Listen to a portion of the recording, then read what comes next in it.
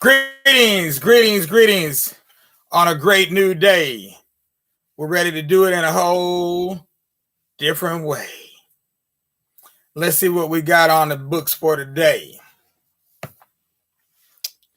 Proverb for today. Do not be like the mosquito that bites the owner of the house. And that's a saying from Nyasaland, okay, which is in Southern Africa. Oh, I can't remember if it was Mozambique or if it was part of Rhodesia and Zambia, or Zimbabwe and Zambia. But it's over in that area. They used to call it Nyasaland. Okay, so poem for today. This is a short one. Okay.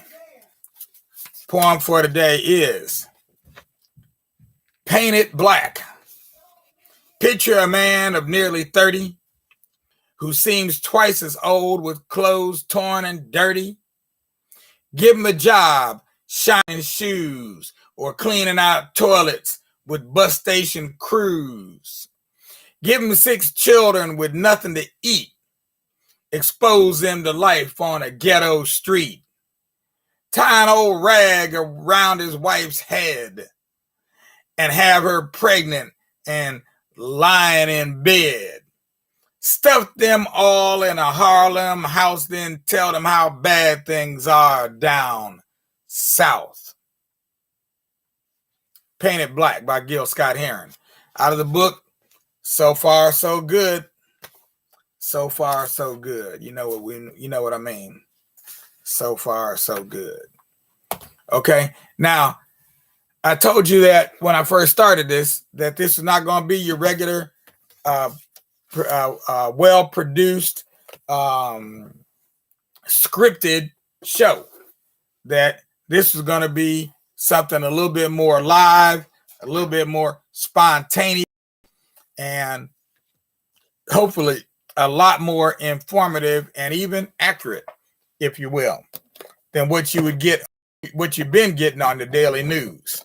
Because, they still pushing this story about Ruth Bader Ginsburg being the first woman ever to lie in state in the U.S. Capitol. And that's just an out and out bold face lie. Ain't no other way to put that. That's just totally incorrect. And everybody, all of them know it. CNN, Fox News, don't matter which station you turning on or listening to, they're all spouting the very same lie. They know doggone well Rosa Parks was lying in state on October 30th, 2005. So why do they keep pushing the lie that Ruth Bader Ginsburg is the first woman to ever lie in state, as if Rosa Parks ain't a woman? So I did a poem about that yesterday. You can find it here on Facebook, or you can find it on YouTube. Just go check it out. It's called "Ain't She a Woman?" And it was a stream of consciousness poem, because there were so many things happening and bubbling up in my mind all at the same time. I had to just get it out, and so I kind of connected some things together. You'll see how it works out. But check it out. Give me some feedback. Meanwhile, I was going to read a story today about Benjamin Pap Singleton and the Exodusters, but I decided, in light of the things that are going on around us contemporaneously, to instead read the story on the very next page about a woman by the name of Ida B. Wells. Now, some of y'all that know me know I was the last principal of Ida B. Wells Community Academy here in Akron, Ohio. And my dad, Dr. Crosby, he was the founder of that charter school. It's the first African-centered charter school in Akron, Ohio, and one of the first charter schools, period. Ida B. Wells, born 1862, died 1931. one of the things that Ida B. Wells was known for, actually maybe her primary or main claim to fame, was fighting for a lynch law. And she started that fight around 1901, turn of the century, 20th century. And to this day, the U.S. Congress has had many proposals for an anti-lynch law, but has yet to institute an anti-lynch law. So let's see how that went down. One cold night in March 1892, a mob of cursing, shouting white men broke into the jail at Memphis, Tennessee, hustled 3 black prisoners out into an open field and riddled them with bullets. The blacks were lynched for the crimes of being uppity and too successful. Uppity and too successful. So for all of those of you out there who continue to run that line about economics is our way out, keep this in mind. Uppity and too successful in the small grocery business. Ida B. Wells, writing under the pen name Iola, didn't want to use her name, published a detailed expose on the mob and its dirty work in her newspaper, Free Speech. The very night that her newspaper appeared with the expose, a mob invaded her offices and destroyed the printing equipment and all the copies of Free Speech that it could find. A determined search for Miss Wells was made, but her friends had spirited the outspoken editor away from danger. After her press was destroyed, Miss Wells made her way to New York and joined the staff of the New York Age, edited by T. Thomas Fortune. All right, Ronnie, I see you over there. T. Thomas Fortune. Now, where was I at? Oh, here we go. With the encouragement of such men as Frederick Douglass and William Monroe Trotter, Miss Wells publicized the facts of lynching.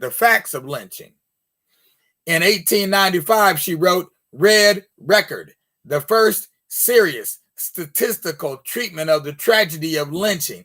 She appealed to President William McKinley for support in the fight against lynch law. She said that nowhere in the civilized world, save the United States, do men go out in bands of 50 to 5,000 to hunt down, shoot, hang, or burn to death a single individual, unarmed and absolutely powerless. A native of Mississippi, Ida B. Wells was orphaned at 14 years old, but managed to attend Rust College and Fisk University.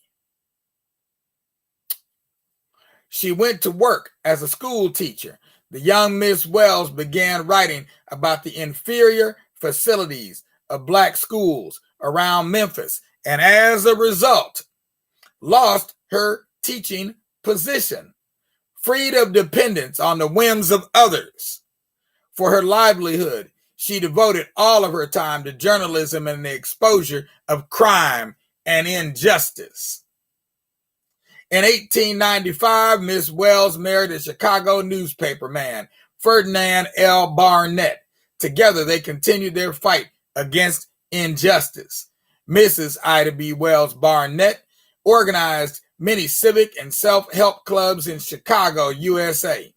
She was one of the 6 blacks who signed the initial call for the great national conference, out of which grew the NAACP in 1909.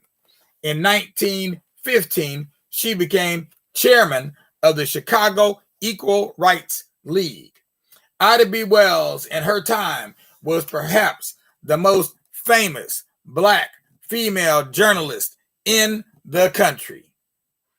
She was a correspondent for the Detroit Plain Dealer, the Christian Index, the People's Choice, and had written for the New York Age, the Indianapolis World, the Gate City Press, the Little Rock Sun, the Memphis Watchman, the Chattanooga Justice, and the Fisk Herald. She was a columnist for Our Women and Children, edited by the author of Men of Mark, William J. Simmons.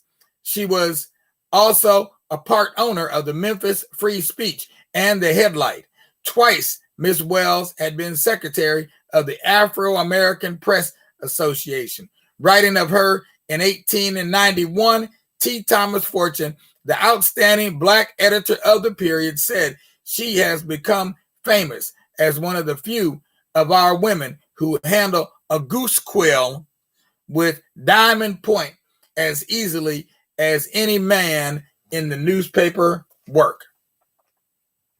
Now, they didn't say much about her upbringing and how she was raised, etc. I'd have to add that part in. But she was not born in Memphis, Tennessee. Matter of fact, she was born in, I think, Yellow Springs. It was something Springs, Mississippi.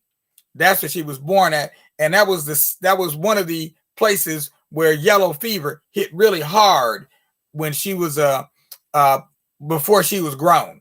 Okay, so early on in her life, that yellow fever hit that her town really hard. And what ended up happening is it killed her mother and it killed her father. And she had about four siblings that she had to take care of on her own. So she had to, at about 14 or 15, she had to figure out how to get an employment so she can get a job and be able to feed her family now. And she had to figure out how to deal with the child care because she was still single. She wasn't married. So she also had to figure out how to deal with child care for these 4 children while she went to work every single day. And she ended up teaching at that very same school, at that Rust Teachers College. She ended up teaching at the school she had gone to. And while she left her siblings at home with a friend of the family. And so that's how she was able to do it. But strong Black woman, I just wanted to put that in there so that just to give you an idea of how strong this woman was. And that whole piece about them coming to chop up her press and everything and people spiriting her out of town. Yeah, she did leave town. However, even before that, she had been threatened on numerous occasions. So she also carried a .38 caliber revolver around with her at all times. The woman was armed and dangerous. Armed and dangerous. And as we already know, you may have heard this before, the pen is mightier than the sword. And that's what she used as her weapon of choice, was the pen. So that, in short, is a brief synopsis of the story of Ida B. Wells. But I thought it went along well with what's been happening right now with all these legal cases that are out there in the wind. Okay, just to give you an idea of how long we've been fighting this particular battle. It's been from all the way back in the day of Ida B. Wells all the way to the present. So we should never, ever think that this is something new or it just started with us or even with our parents.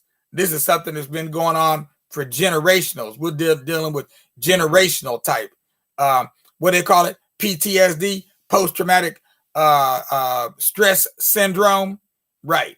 Or stress disorder, or as some people have called it, post-traumatic slave syndrome, which in this case, it ain't really post because it's still happening. To be posted, it have to be happened in the past. All right. Well, that's all for now. We will be black here tonight at 9 o'clock because this is Doc Ock at noon and 9 signing off. Please don't forget, you can make a donation. You can make one right below. You can make it at, you can go to our new eBay store called Black Facts and make a donation there and receive a nice premium gift. In many cases, our premium gifts are so nice that you can't find those items anywhere else on the internet or in a store or anywhere. You can only get them from us.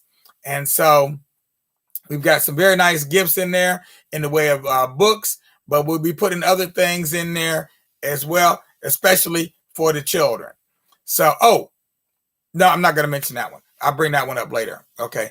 But this is all part of our fall fundraising campaign that we're calling our 2020 campaign. Our goal is to raise $20,000 by the 20th of October. We're not even halfway there yet, so we got a long ways to go. So 20th of October, 2020, 20,000. Make your donation today. Like I said, right below, or you can go to our website and you can make a donation on our GoFundMe page. So you got a number of options. All of them are working right now. So our operators are standing by. Peace out, y'all.